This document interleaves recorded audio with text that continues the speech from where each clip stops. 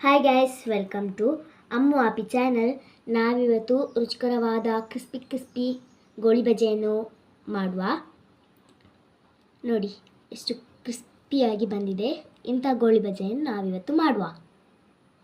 ಗೋಳಿ ಬಜೆ ಮಾಡ್ತಾ ಇದ್ದೇವೆ. ಸುಮಾರು ದಿನ ಆಯಿತು ವಿಡಿಯೋ ಮಾಡೋದು. ಎಲ್ಲರೂ ಮಾಡಿ ಅಂತ ಕೇಳ್ತಾ ಇದ್ದಾರೆ. ಅದಕ್ಕೆ ಇವತ್ತೊಂದು ಗೋಳಿ ಬಜೆ ಬ್ಲಾಗ್ ರೆಸಿಪಿ ಮಾಡುವ ಅಂತ ಎಣಿಸಿದ್ದೇವೆ. ಇದಕ್ಕೆ ಬೇಕಾದ ಸಾಮಗ್ರಿಗಳು: 1 ಕಪ್ಪಷ್ಟು ಮೈದಾ ತಗೊಂಡಿದ್ದೇವೆ, 2 ಚಮಚದಷ್ಟು ಸಕ್ಕರೆ ತಗೊಂಡಿದ್ದೇವೆ, 1 ಕಪ್ಪಷ್ಟು ಮೊಸರು ತಗೊಂಡಿದ್ದೇವೆ. ನಿಮಗೆ ಮೊಸರು ಹೇಗೆ ಬೇಕೋ ಹಾಗೆ ಹಾಕ್ಕೊಳ್ಳಿ. ಮತ್ತು ಇದು ಅಕ್ಕಿ ಹಿಟ್ಟು 1/4 ಕಪ್ ತಗೊಂಡಿದ್ದೇವೆ, ಉಪ್ಪು 1 ಚಮಚ, ಇದು ಅಡಿಗೆ ಸೋಡಾ, ಮತ್ತು ಸ್ವಲ್ಪ ಜೀರಿಗೆ ತಗೊಂಡಿದ್ದೇವೆ, ಮೆಣಸು ತಗೊಂಡಿದ್ದೇವೆ, ಮತ್ತು ಕರಿಬೇವು ತಗೊಂಡಿದ್ದೇವೆ. ಈಗ ನಾವೊಂದು ಪಾತ್ರೆಗೆ ಮೈದಾ ಹಾಕುವ.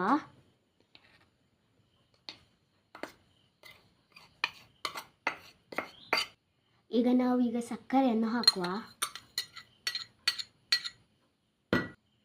ಈಗ ನಾವು ಉಪ್ಪನ್ನು ಸ್ವಲ್ಪ ಹಾಕೊಳ್ಳುವ. ಈಗ ಸ್ವಲ್ಪ ಇದಕ್ಕೆ ಅಡಿಗೆ ಸೋಡಾ ಸ್ವಲ್ಪ ಹಾಕೊಳ್ಳುವ.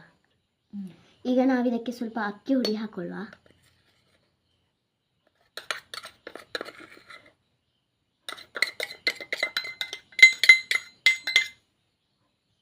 ಈಗ ಇದನ್ನು ಮೂರನ್ನು ಸಹ ಒಟ್ಟಿಗೆ ಹಾಕೊಳ್ಳುವ.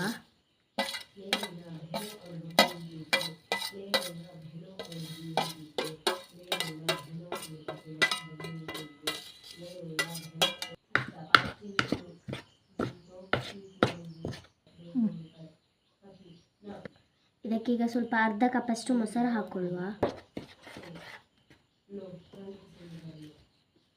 ಈಗ ಇದೆಲ್ಲ ಹೀರ್ಕೊಳ್ಬೇಕು, ಚೆಂದಕ್ಕೆ ಮಿಕ್ಸ್. ಈಗ ಅಮ್ಮ ಮಾಡ್ತಾ ಇದ್ದಾರೆ.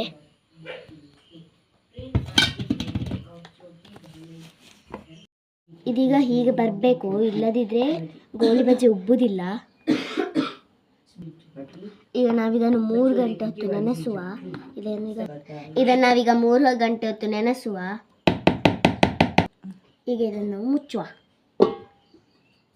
ಹಿಟ್ಟು ರೆಡಿಯಾಗಿದೆ. ಹಿಟ್ಟು ಈ ಹದಕ್ಕೆ ಬಂದಿದೆ ನೋಡಿ.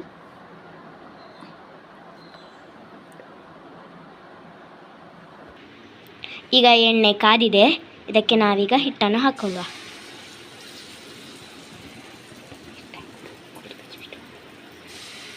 ಈಗ ಗೋಳಿ ಬಜೆ ಬಿಡ್ತಾ ಇದ್ದೇವೆ.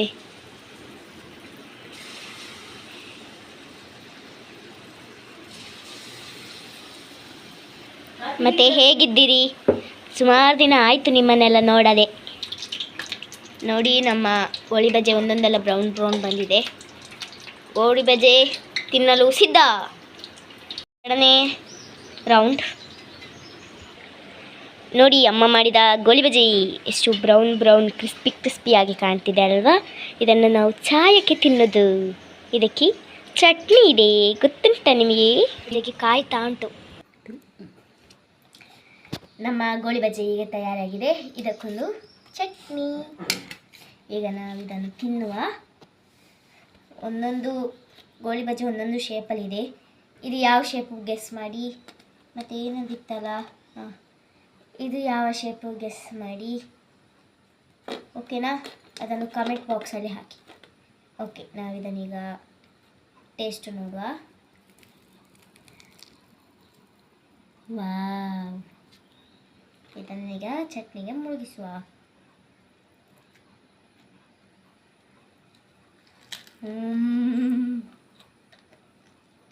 ಗೋಳಿ ಬಜೆ ಮಾತ್ರ ಚೆಂದ ಆಗಿದೆ.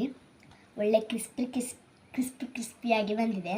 ಓಕೆ, ನಿಮಗೆ ಏನಾದರೂ ಈ ರೆಸಿಪಿ ಮಾಡಬೇಕು ಅಂತ ಹೇಳಬೇಕಿದ್ರೆ ಮಾಡಿ. ಓಕೆನಾ? ನಿಮಗೆ ಈ ವಿಡಿಯೋ ಇಷ್ಟ ಆಗಿದ್ರೆ ಲೈಕ್ ಮಾಡಿ, ಶೇರ್ ಮಾಡಿ, ಕಮೆಂಟ್ ಮಾಡಿ. ಜೊತೆಗೆ ಪಕ್ಕದಲ್ಲಿರೋ ಸಬ್ಸ್ಕ್ರೈಬ್ ಅನ್ನು ಕೂಡ ಕ್ಲಿಕ್ ಮಾಡಿ. ಮತ್ತು ಫಾಲೋ ಮಾಡೋದು ಮಾತ್ರ ಮರಿಬೇಡಿ. ಬಾಯ್.